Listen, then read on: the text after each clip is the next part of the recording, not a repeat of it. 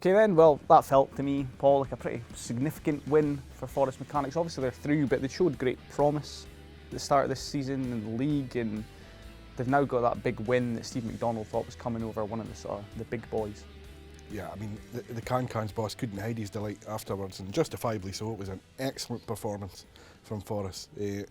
Yeah, they're going well. They've started the season nicely, but chalking off one of the, I'm going to say that I wouldn't even call them established because they're new themselves, Banks of D, but just chalking off a team that you expect to be up in that top six this season is a landmark win for Forest, and well deserved. They were, for me, I thought they were in control from the first minute to the last. I have to say the goals they scored as well were absolutely, I mean the first Dean's a superb move, the way they work up the pitch, and the second Dean, I mean Craig McKenzie's finished really good, and even the third one, Lee Fraser now a centre half more than a striker, but still a striker's finish when it dropped him. And then I mean Jack Grant, I thought his free kick was excellent as well. So I mean in terms of goals to win a game, I thought it was 4 superb goals that they scored. Banks of D, as I said, the holders would have wanted to defend their title or their trophy.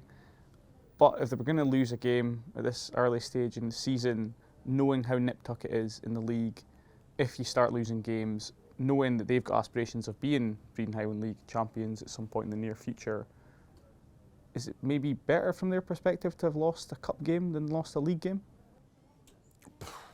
Perhaps, but I don't know if anyone at Spain Park was feeling that way on Saturday at about 4:45, that's for sure. Banks of D are a good side, but what let them down on Saturday for me was there was no real sense of urgency to their play at all until they went 2-0 down. And then they get a goal and get back into it, and you're thinking, right, here we go, this is going to be a bit of pressure coming on Forest, but it never really materialised. They had a couple of half chances at the start of the second half after falling 3-1 down, remember, but it never really, there was nothing to seriously test Lee Herbert at all. There was nothing. It was honestly, it was 4-1 before Herbert had a save to make. I mean, you can look back in a game and pick out various moments, but I thought there was a couple watching it that probably had quite a big bearing on it. The strike where Chris Ancinazzi hits the crossbar, where I believe was it 1-0 at the right after the time, just after. If that goes in, probably gives Banks of D a boost. And then the third goal in the dying embers for the first half for Forest again changes the sort of complexion of the game, because at 2-1 it's obviously a lot more in the balance. I mean, Josh Winton referenced it in his post-match interview of, we're 3-1 down, let's get the fifth goal of the game and get back into it, then we can kind of throw the kitchen sink at them. But it doesn't happen, because obviously there's the Jevon Anderson red card, which I'm sure we're coming to. Well, yeah, I was going to say, now for me, you'll have seen it on the highlights. For me, I think first and foremost it's a foul. I think before he plays the ball, Jevon Anderson puts a big hand on Tom Brady's back. Tom Brady kind of gets round him, maybe kind of doesn't know he's there, maybe surprises him, beats him to the punch.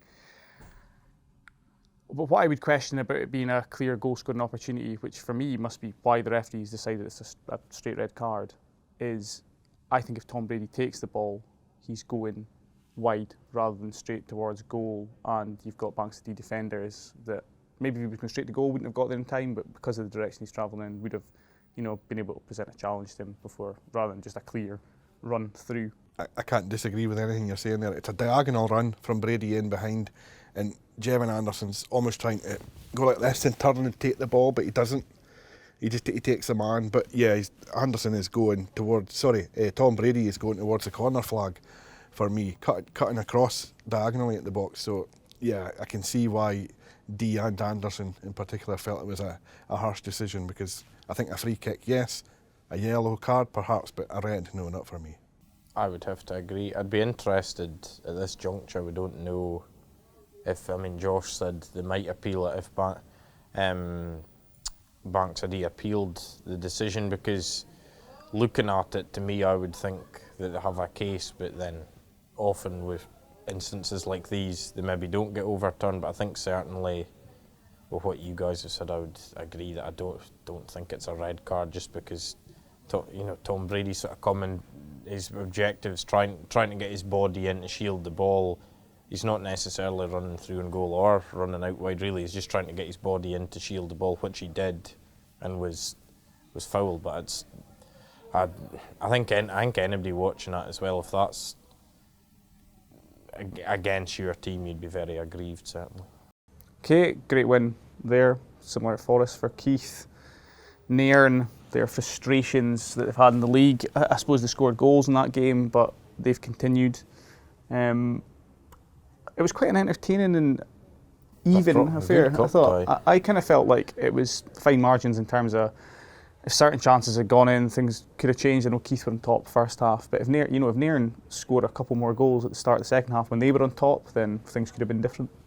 Could have been. I think for me, I would have said over the piece, from what I've watched and read, I would have said the right team won, in my opinion. I think Keith had that wee bit more. I mean, Craig Ewan spoke last week when they lost to Forest about game management when they'd scored being poor. He might reflect similarly again, perhaps, given that they kind of been pegged back twice. But I think over the piece, you've got to say it was a really good performance by Keith in terms of the problems they caused, the goals they scored. I mean, some of their new signings or summer signings, I thought Jordan Cooper had a good game. He scored one, he set up the winner, and he's a sort of busy presence. Michael Taylor up front, providing a focal point. I mean, Gavin Elphinstone was signed last season, but I thought he was a handful, and watching it, I'm not convinced the goalie had disallowed for offside. I don't think that is. Hopefully on the screen right now we'll be able to show you the freeze frame of it, but I don't think that was offside, so he potentially could have been on the score sheet as well there. And I just think Craig's post-match comments as well, he said the first half especially was how he would like his Keith team to play, sort of being busy and on the front foot and doing what they did, and I thought that was a very encouraging display for them, really, in terms of what they saw. Obviously they could polish up a wee bit and goals they conceded and things, but I think Nairn, like, again with what I said there, I think the impression you got throughout the 90 minutes is they were always chasing a wee bit and always trying to sort of force a comeback from somewhere, and for whatever reason it just doesn't seem to quite be clicking for them. I mean, one week they might be struggling to score, and then like a Saturday they've conceded 3 goals, so it's cliched, but it's the two boxes where games are won and lost, and Nairn aren't quite firing in either box at the moment. Yeah, I thought for the record there were good saves in the game as well from Nairn keeper Dylan McLean and Ruben Smiley, is it, that's in goals? Ruben Smiley for in Keith. Goals for Keith. Okay, well they're through. Let's move on to some of the other teams that progressed. Strathspey Thistle winning 1-0 at Lossiemouth. That's a first win of the season for Strathspey. On them, first of all, another team that we're saying great win. Oh, it's a terrific result for the Granton Jags, and sorely needed, I would think, given their league form. We say every season it's going to be a tough campaign for Strathspey, but cups are a free hit for them, and it's a terrific result. They've rode their luck a bit, I think, from what the post-match comments are, but you get a chance and you take it, and through you go. Owen Patterson's penalty, the difference there.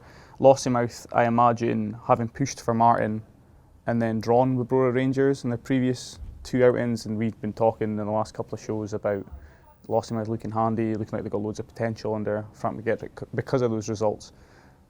That'll be quite a frustrating defeat. I think it seems like it was a bit of the game of two halves in terms of Lossie. I think had 2 or 3 decent chances they didn't take in the first half, and then late on I think they had a wee bit of a flurry. They'd one off the line and penalty shout turned down, but I thought Frank's post-match comments were quite telling in that he felt second half they were sort of waiting for something to happen rather than going and making something happen, and if you're just sort of waiting, hoping something will happen, it generally doesn't end well for you. And I mean, Strathspey, they had more bodies available again this week. I know they've been with illness and things had been a bit short recently, but the likes of Michael McKenzie and a few others back, and that makes a difference. And I think not just winning, but also keeping the clean sheet and being able to hold out, you know, is a big thing as well in terms of their confidence going forward.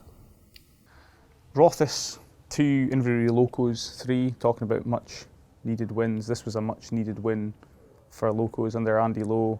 Obviously, we've seen his comments after their league defeat to Huntly last weekend. It's an interesting one, the way this one played out, though, isn't it? 2-1 up, Locos go, they then get a man sent off, and I mean, imagine the tactics had to change. They probably had to sit back a bit more, but then they managed to get themselves 3-1 in front, and then Rothes couldn't quite get back level. It's a great result for Locos. Andy Lowe must wish he could play in the Cup every week, because that's where their best results have come so far this season. I mean, yeah, it's great for Inverurie. It's been a test of character for them so far this season. I think they've had some sore ones, and going up to Rothes, who are stubborn, tough opponents, especially in their own patch, and getting a win and going through the quarterfinals, it's brilliant for Inverurie. For Rothes, I would imagine Ross Jack was probably tearing his hair out, because they're 2-1 down, but they've got the extra man advantage, and they don't make that count, if you know what I mean. So yeah, a sore one for Rothes. I think if you were a Rothes supporter as well, you'd have to be bitterly disappointed that it took Greg Morrison scoring midway through the first half and then Nathan Mears getting sent off a couple of minutes later to really spark them into life. Like, they were slow out the traps and a couple of goals down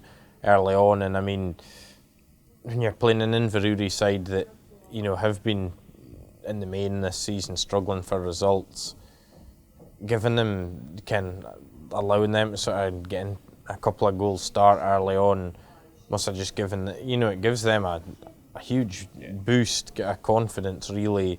And I think that's probably reflected a wee bit in terms of, even though they had 65 minutes playing with 10 men, once Nathan Mears was off, it was probably a case of, well, almost like you were mentioned the word stubborn, like we're not going to let this go, this is important for us, and that's what happened. And Rothes Day, I mean, it's probably summed up really in the closing stages, in that they're pushing bodies forward and lose a third, and then ironies, then go and score a second, whereas, you know, could have been speaking about 2-2 and forcing penalties, but didn't happen. I think from an Inverurie perspective, just lastly, that you now they'll be looking at that and thinking, well, you've kind of set a bit of a standard there in terms of what you can do. Can they go and take it forward now as well? Yeah, just to cover all the goal scorers there, Callum Duncan and Greg Mitchell had Locos 2-0 up, as Callum said. Greg Morrison pulled one back for Rothes. Nathan Mears was sent off for elbowing Rothes. Gary Kerr were led to believe. Mitchell then scored a second, captain fantastic for Locos. Lee McDade then set up this tight finish at 3-2, and Bruce Milne sounded like he headed off the crossbar for Rothes, which could have been the 3-3 equaliser. Not as close a game at Devon Vale on Saturday. They lost 9-0 to Fraserburgh. All hail Scott Barber. 300 goals now at Highland League level, which was achieved by scoring a hat-trick in the game. Sean Butcher, our current Golden Boot frontrunner, also got a couple as well. The thing that struck me about this game, obviously, was that Devon Vale, the previous week in the league at Belsley, had pushed Fraserburgh reasonably close, and we discussed that, and then this is a totally different kettle of fish in the Cup at the weekend. This is why this Crystal Paul prediction game that we play in the preview show every week is just fraught with danger. It's a minefield. I mean, I fancied Fraserburgh to go through, but I thought Vale again would push them all the way especially in their own turf. But 9, nobody saw that coming. Certainly not Craig Stewart either, I would imagine. That's a real sore one for the Bamfors, and they'll need to pick themselves up after that. I think it's interesting, two things. If you're Devon Vale, I think you just write that off. I know people might think this is glib to say it when you've been beaten heavily, but just forget about it, because it's a one-off game, cup game. You're out of the cup, it's a disappointment, but write it off. It's happened, because that's not the level of performance we've seen for Devon Vale so far this season in other games.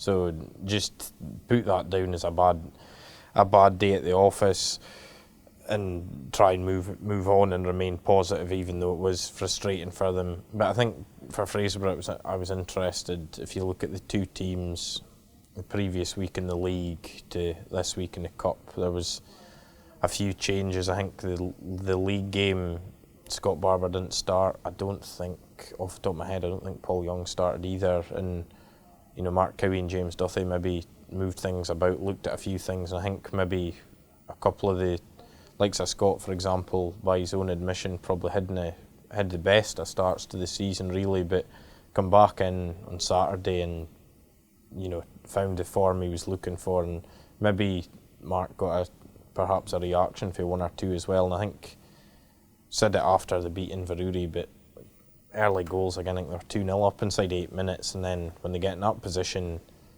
they just don't stop. Like, they'll go and just They can do that. They can do that to any team. Punish the opposition and wrap things up swiftly. Like, just that sort of relentlessness that they have when they get in those situations is what makes them so dangerous. As you said, Mark Cowie, I think he noted both Paul Young and Scott Barber hadn't had the best of starts to the season, but were fantastic. On Saturday, Craig Stewart, I thought it was quite telling with Craig Stewart that I know Vale had Jaden Bradford sent off in the game, but while admitting Fraserburgh can do this to teams, he did then pinpoint a big long list of things in terms of defending and attacking that he wasn't happy with his team. On Buckie Thistle 4, Turriff United 0. Buckie's goals from Darryl McHardy, Marcus Goodall, Jack Murray and Josh Peters. Dean Donaldson said afterwards he didn't think Turriff, fitness-wise, quite surprising maybe, but also quality at this point in time were to Buckie's level. My favourite thing about this game was Graham Stewart after the game saying that his defenders should be looking to score 15 goals this season. Because that's a lot of pressure on Jack Murray this time to start banging them in.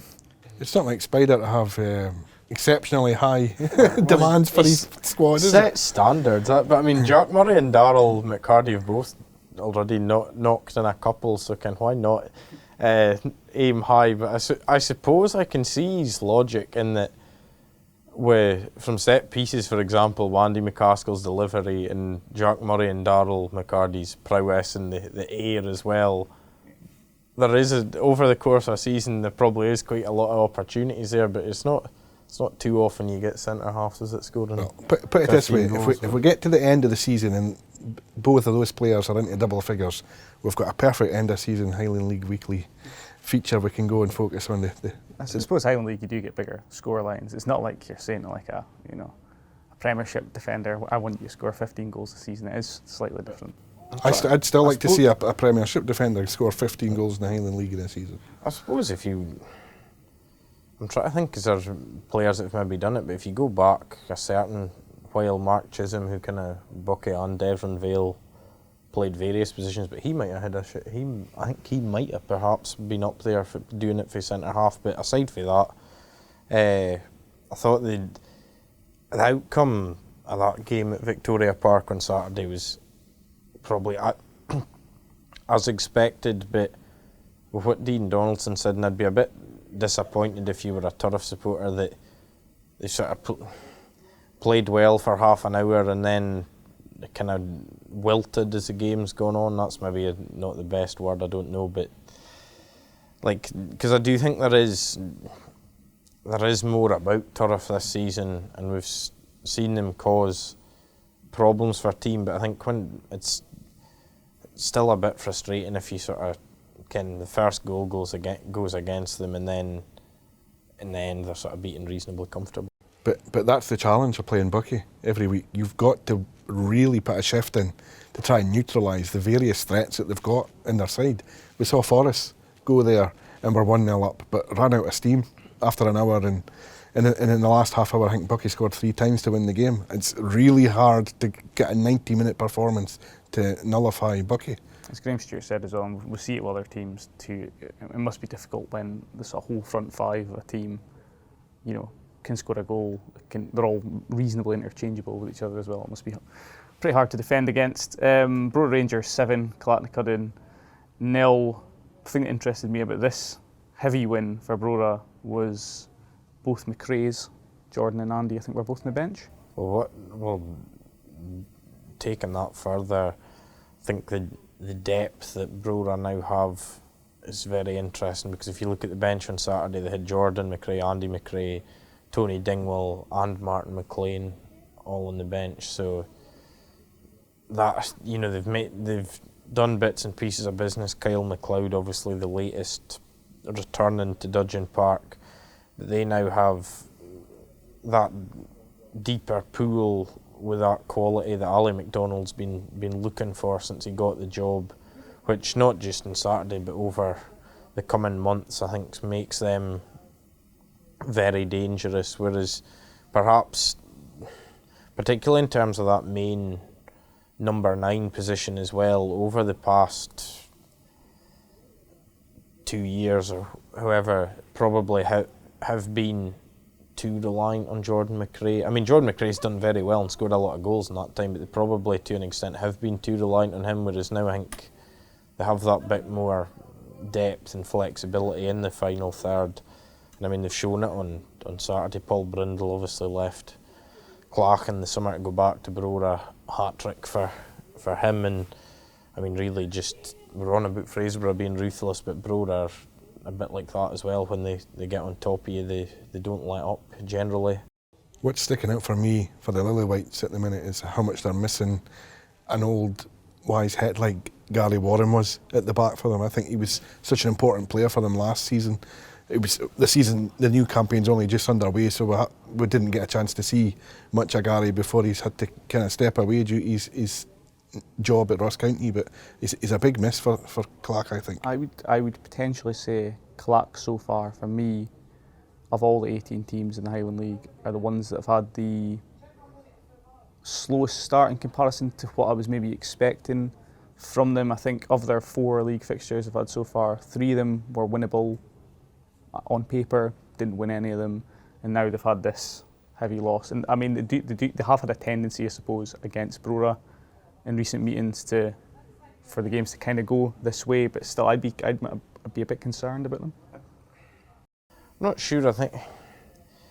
I think like they've had a couple of draws in the league now, and like they came back for a couple of goals down against Devon Vale to draw. And I mean, certainly they can that, and the Keith game which they drew as well. They're probably looking at both, ideally looking at, as Keith and Vale would have as well, looking at that as very winnable fixtures. But I thought those results weren't too bad. But I mean, you're mentioning Gary's absence, maybe that's part of it, but I do think they've got more about them than just like that reliance that they had on Gary Warren. But like the last couple of results, Saturday, and then even in the league a couple of weeks ago on the Wednesday night when they were beaten 3-0 up at Wick, and it was, you know, very comfortable. Things like that, just it's not particularly positive signs, certainly for them at the moment. But I think there is enough there that I always think on their day can give anyone a game, but clearly recent times I haven't quite seen that. Worth noting, Paul Brindle's hat-trick was mentioned by Callum. Jordan McRae came off the bench, still scored 2 goals in the game. Kyle McLeod returning from Buckie Thistle and scoring on his second debut for Brora Rangers. I think Max Ewan got the other goal, perhaps the first one, I think it was. Yeah, he got the first one. One more game from the Highland League Cup first round to discuss, and that's, I mean, it's not exactly a small one. For Martin United 1, Brechin City 3. Julian Wade scored early, but Liam Jewell and Stuart Heenan had Brechin 2-1 up at the break, and after both teams were reduced to 10 men, which is always a sign of a nice competitive fixture. I think both bosses said it was as much. Mark Scott fired in a goal, I think, when for Martin were chasing the equaliser for 2-2. That made it 3-1, and that was all she wrote. But I mean, it sounds like a decent afternoon. It certainly was, and Andy Kirk will be thrilled to beat for Martin for the second time already this season. It's a great first month, really, overall. A very satisfactory one for him. For Martin, boss Stuart Anderson will be disappointed, so I think he would have seen home in a cup tie. He'd fancy his team against any side in the division. So yeah, it's a sore one for United, but a great result for Brechin. The scorers stand out for me a little bit. I mean, Julian Wade, he's had a cracking start to the season for Martin, but again, you're seeing Liam Jewell, Stuart Heenan, guys that Brechin have added brought in over the summer. I mean, Liam Jewell for sort of coming in as a trialist and maybe, you know, having that expectation to go and potentially win himself a deal. He's sort of taken to it like a duck to water, really. I've been impressed with him, and I mean, Stuart Heenan, I think it's his first Brechin goal as well, so good for him. And I think, like, I mean, Mark Scott's all, since they've been in the Highland League's always sort of been good for sort of 15 goals a season anyway, but to have those are centre back numbers. To have other options besides, I mean, Grady McGrath will score plenty, I'm sure, but to have other players that can add to the tally apart from him is always a good thing. I think for Martin, for whatever reason, sort of go back to key moments in games, but they don't seem to quite be winning them at the moment. I mean, even the game against Brechin on the first day of the season, different circumstances, they could have probably taken a point out of that game. Bucky last week, again, in other different circumstances, they probably win that game rather than draw, so they've just a few things that will frustrate them going against them at the moment. Yeah, I think when they're 2-1 down as well, and then Brechin get Ewan White sent off for a bad challenge, like Dylan Lobbin then gets himself sent off, and then it's, yeah, you know, it's back to the same amount of players on the pitch, which I think to me looks like something that would probably be quite annoying for the Martin coaching team. Anyway, that's all of the 8 GPH Builders Merchants Highland League Cup first round ties from the weekend covered. Quarter-final draw also took place on Saturday night. These ties are to be played on Saturday 9th of September. Strathspey Thistle will host Fraserburgh, Brechin City will host Inverurie Locos, Bucky Thistle travel to Keith, and Forest Mechanics will be up at Dudgeon Park to take on Brora Rangers.